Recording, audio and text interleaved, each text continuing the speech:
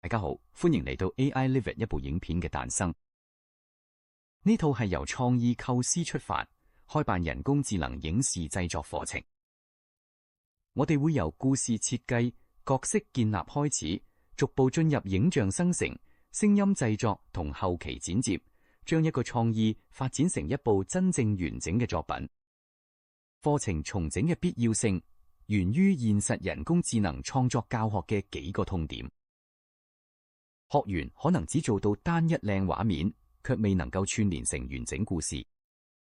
角色、服裝同場景風格亦容易漂移。再加上劇本、分鏡、聲音同剪接之間缺乏系統規劃，面對大量工具時，亦未必知道應該冇幾時用。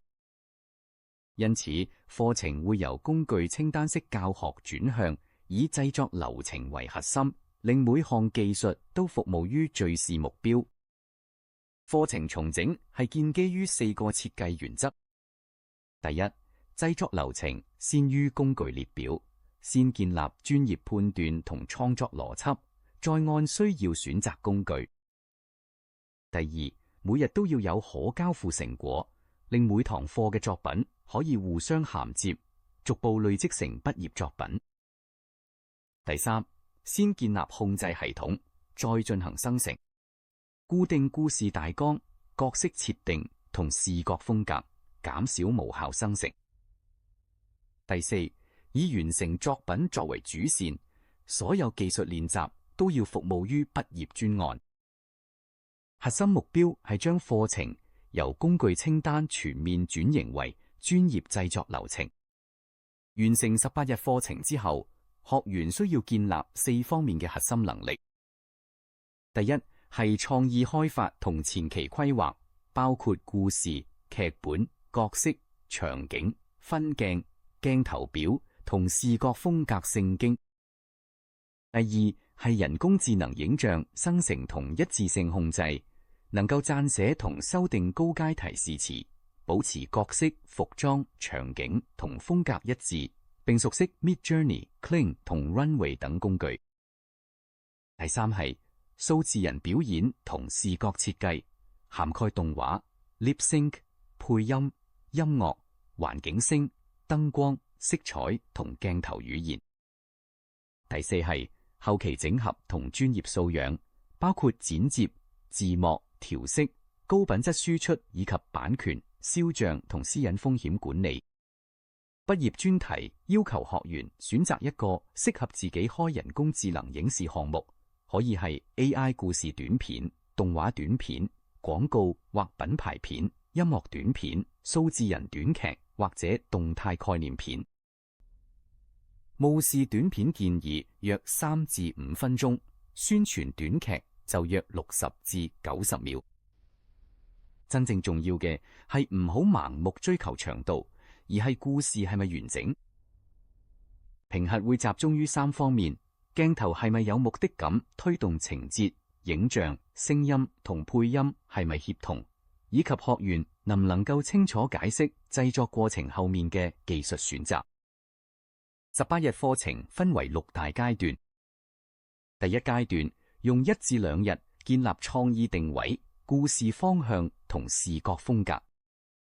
第二階段由第3至第6日集中於提示詞工程、資產生成同角色一致性。第三階段由第7至第9日處理數碼人表演、lip sync、動作控制同動作嘅事。第四階段由第10至第14日將電影語言、燈光、色彩、聲音同剪接整合埋一齊。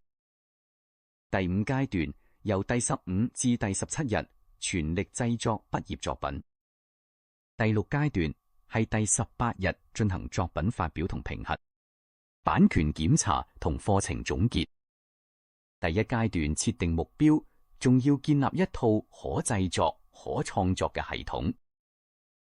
第一日會了解生成式人工智能同影視製作全流程，入門嗰陣進行定位，並進行作品風險、平台、版權、私隱同授權檢查，同時建立專業嘅檔案命名同版本管理習慣。第二日進入故事開發同視覺聖經，處理異幕結構、logline、衝突、角色設定、場景、色彩同光線方向。學員要將抽象創意轉化成 script、storyboard 同 animation 等可執行資產，並交付創作提案、故事大綱、角色設定表同視覺聖經。第二階段集中於提示詞工程同角色資產生成。第三日學習 Midjourney， 將主體、動作、構圖、鏡頭、光線同材質組織成結構化提示詞，並製作同一角色開遠景、中景、近景同特寫。第四日使用 Kling 進行圖片、轉影片同動作設計，控制攝影機路徑、時間順序同主體動作。第五日用 Runway 做局部修改同素材修復，處理物件替換、背景延伸、閃爍、角色漂移同肢體扭曲。第六日建立多角度人物資產，固定服裝、五官同質感，完成角色視覺聖經。第三階段聚焦角色表演、動作嘅事同特效。第七日學習數碼人表演與 lip sync， 將對白節奏、情緒、配音、嘴型同臉部表情整合，完成一個20至40秒嘅角色對白場景。第八日處理電影級特效同動作控制，以故事功能為核心，安排人物、鏡頭同環境嘅運動層次，建立特效鏡頭組。第九日進入動作嘅事同場面調度，學習動作分解、空間方向、阻力、轉折同反應鏡頭，完成3至6個鏡頭組成嘅專業動作場面。第四階段由第10至第14日，將生成素材整合成真正嘅電影片段。第10日學習景別、鏡頭角度、運鏡、180度軸線、景深同 shot list。第11日處理主光、副光、輪廓光、情緒色彩同跨工具色彩匹配，建立燈光設定文件。第12日學習輸入音樂、對白、旁白、Foley、環境聲同混音，完成場景聲音設計。第13日以 CapCut 進行組剪、精剪、字幕、色彩同輸出。第14日將動畫及廣告嘅事帶入實作，完成一條30至60秒嘅短片。第5階段係畢業短劇製作衝刺。第15日確定劇本同分鏡，整理素材需求、分工表及製作時間表，開始生成主要視覺同關鍵場景。第16日整合人物表演 Lip Sync 主要場景同關鍵音效，同時檢查角色、服裝同風格嘅一致性。第17日進行精剪同節奏優化，測試故事係咪容易理解，完成混音、配音調整、背景音樂、色彩統一、字幕同技術檢查。嗰個階段嘅核心係將分散嘅生成素材轉化為一部具備完整嘅事嘅影視作品。第6階段係作品發表同專業評核。作品呈現部分包括正式放映、創意提案回顧、分鏡設計、攝、生成路徑、工具選擇同製作決策說明。重點係呈現故事完整性同製作邏輯。專業素養部分包括版權、肖像權、聲音、音樂同第三方素材嘅授權檢查，整理人工智能使用記錄同個人作品集。最後會進行同佢互評、導師總評同學習反思，將回饋轉化成日後持續進步嘅創作方向。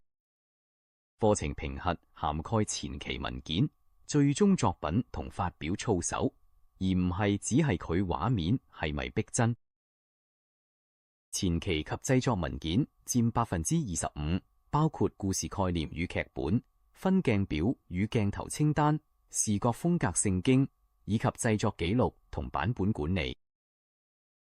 最終專業作品佔55%，包括故事完整度與創意、視覺及角色一致性、人工智能工具運用品質、鏡頭語言與剪輯節奏、聲音設計同後期整合。發表與專業操守佔20%，包括製作決策解說、法律倫理檢查以及反思同回饋能力。核心原則係目標清晰、風格一致同曠視有效。每堂課安排3小時，透過有系統嘅時間分配，將理論轉化為實作。首先，用30至40分鐘分析影視製作邏輯同人工智能電影案例，建立專業判斷力。跟住用35至45分鐘示範工具鏈整合同關鍵工作流，並分析生成失真同常見錯誤。之後用80至100分鐘進行學員專題實作同導師巡迴指導，及時解決製作瓶頸。最後用15至20分鐘檢視階段成果，提出修訂建議同下一堂課嘅製作目標。教學核心係學懂可轉移嘅影視工作方法，而唔係記軟件按鈕。最後，呢套課程唔係教一張工具清單，而係培養真正嘅影視製作人。課程由第1至第2日嘅創意規劃開始，經過第3至第6日嘅影像同角色生成，再進入第7至第9日嘅表演、特效同動作，最後完成第10至第14日嘅電影語言與後期整合。學員需要交付最終影片、定稿劇本與提案、角色及視覺風格聖經、分鏡與 shortlist、提示詞工程同版本記錄、素材修訂記錄、聲音與音樂授權記錄、版權同人工智能使用檢查表，以及製作反思與總結。呢係一條由創意構思走到專業發表嘅完整人工智能影視製作路線。